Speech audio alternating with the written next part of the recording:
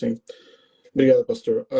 Eu fiz aqui uma apresentação que eu vou disponibilizar em PDF para você, até mandei no seu WhatsApp, você pode disponibilizar para quem você quiser, para todos os seus seguidores também, que é a mesma apresentação que eu vou falar aqui vai estar nas mãos dos irmãos também, tá? Bem simples, bem fácil de entender, bem quebradinho para a gente não precisar. Agora, claro, existem estudos aprofundados, porque é um tema de fato complexo.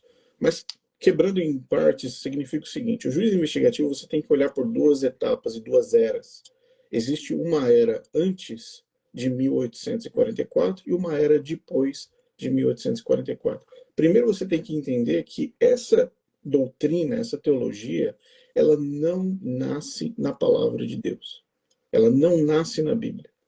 Muitas pessoas, adventistas principalmente, apresentam a seguinte ideia: nossa, mas nós temos divergências entre igrejas e igrejas. Existem interpretações diferentes, pós, pré, etc. Existem, mas mesmo nas divergências entre as igrejas, eles estão olhando para um lugar só, que é a palavra de Deus. Correto? Então, você pode discordar de um ponto A a ponto B, mas você olha para o centro, que é a palavra. O adventismo apresenta essa doutrina que é tudo para o adventismo. É o pilar central da igreja adventista, é o juízo investigativo. Sem o juízo investigativo, acaba a igreja adventista. Não existe. A igreja adventista somente existe por conta dessa doutrina. E essa doutrina nasce através de uma visão. Na visão de uma pessoa, na verdade duas pessoas, e essas duas visões combinadas geram a doutrina. Não é baseado nas escrituras, é numa experiência pessoal. Numa experiência pessoal, numa experiência que ninguém consegue comprovar e ninguém consegue colocar de uma forma, vamos dizer assim, fatídica, né? Mas vamos lá. William Miller foi uma das pessoas que tem destaque nessa era número 1.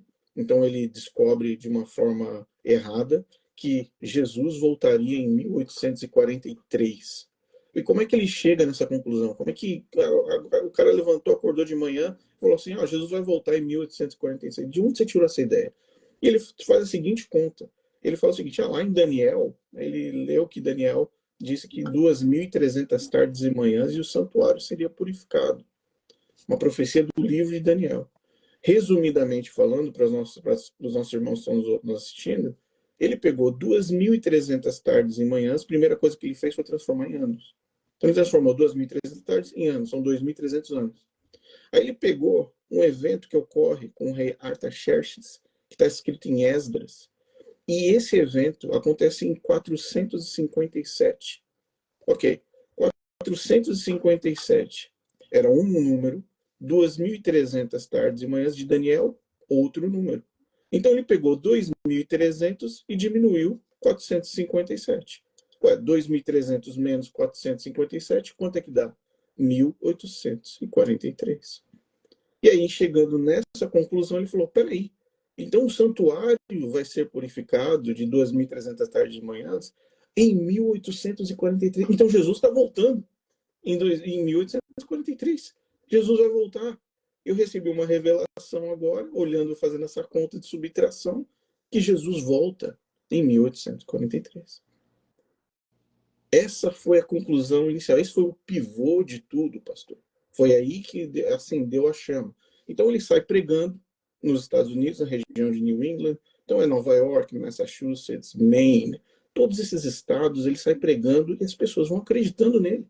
Eles vão falar assim: não, tá aqui, olha aqui, ó, faz a conta comigo. 2.300 menos 450 é 1.880. Jesus está vindo. Daqui poucos anos ele vai estar aqui. O falso profeta sempre vai ter o público dos falsos crentes, né? Sim. E estava acontecendo, pastor, em Nova York, um movimento chamado The Second Great Awakening, o segundo grande acordamento, avivamento nos Estados Unidos naquela época. Estava pegando fogo, estava se alastrando na nação, uma vontade de ver Jesus voltar. Só que isso causou a criação de diversos grupos estranhos, entende? E o grupo de Guilherme Miller, foi um desses grupos. Muito bem, ele começou a ter muito sucesso. O primeiro sucesso que ele teve foi arregimentar um grupo de pessoas com muito dinheiro. Essas pessoas começaram a patrocinar todos os eventos que ele tinha. Então ele fazia campais, fazia eventos, enfim. Andando mais para frente nessa história, chegou Campais é acampamento. acampamentos, grandes acampamentos, assim, onde tinha revelação, onde tinha as pessoas falando, realmente Jesus vai voltar, olha aqui, ó, estudos de Daniel, tinha todo um momento ali, uma comoção ao redor apenas, repito, dessa subtração, dessa conta de subtração. Muito bem, chegamos lá em 1843, no ano que deveria acontecer. Cadê Jesus que não voltou? Não voltou. E ele falou, vai voltar em março. Ele até tinha meio que ajeitado um mês ali, março de 843. Bom, esse foi o primeiro desapontamento. O segundo desapontamento aconteceu um pouco depois, porque eles falaram o seguinte, olha, não voltou em 1843, mas vai voltar em 1844, daqui a um ano. Aí ele falou assim, mas como é que você tem certeza que ele vai voltar? Você já falou que ele ia voltar em 43, não voltou. Como é que vai voltar agora em 44? Ele falou assim, não, é o seguinte, porque na parábola das 10 virgens, o noivo atrasa, entende? O noivo atrasa. Então, quando o noivo atrasa, esse atrasozinho do noivo, da parábola, significa que vai demorar mais um aninho para Jesus voltar. As pessoas concordaram, deram mais um voto de confiança, pastor. Falaram para William Miller, olha, realmente, você está mostrando elementos aí que realmente nos convenceram. Esperaram até a data, que era 18 de abril de 1844. Esperaram, e todos nós sabemos que Jesus não voltou. Então aí falaram assim, não, mas espera aí, agora você está com um problema, Guilherme Miller, porque 843 não voltou, 844 não voltou, e agora? E aí um amigo dele, chamado Samuel Snow, falou assim, não, espera aí, é porque a data da volta precisa estar ligada com o Yom Kippur judaico. E nessa história do Yom Kippur judaico, a gente tem que empurrar um pouco mais, talvez seja outubro, vamos agendar para 22 de outubro de 1844. Então, passou o primeiro desapontamento, o segundo desapontamento, vamos para o terceiro. Na terceira vez eu falei assim, não, agora vai. Agora é certeza. Jesus Agora ele volta. vem. Agora ele vem. 22 de outubro. Chegamos lá, 22 de outubro. O que aconteceu, pastor? Não aconteceu nada. Cara, eu vejo alguns adventistas comentando em quem rebate essas coisas e falam assim: ah, porque tem tanta ironia, porque tanta risada. É engraçado. Pô, Você entende a construção mental do processo todo? Você sai lá de Daniel, pega Esdras, pega a Parábola das Virgens, depois pega Yom Kippur judaico, você junta tudo num bolo, numa salada, e aí você fala, é isso aqui, ó, gente. E as pessoas foram acreditando. E o pior não é isso, pastor. O pior é que de 843 para 844, as pessoas venderam tudo. Elas se desfizeram das casas, elas venderam tudo, venderam o gado, venderam as fazendas, venderam tudo. As pessoas literalmente ficaram com a roupa do corpo em 22 de outubro de 1844. Eles não tinham nada, não tinham dinheiro na conta, não tinham nada. Porque a certeza da volta de Cristo pra era tão grande. você que acha que só porque não conhece o irmão Rodrigo ele tá mentindo, vá no Depingre ou no Google, coloca essas informações e eu vou te dar uma fonte. Sermões sobre a vinda de Cristo, sabe de quem? Spurgeon.